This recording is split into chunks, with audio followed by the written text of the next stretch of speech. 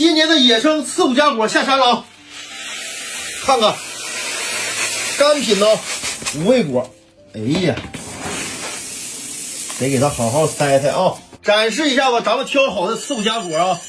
干品呢，这一袋是250克啊。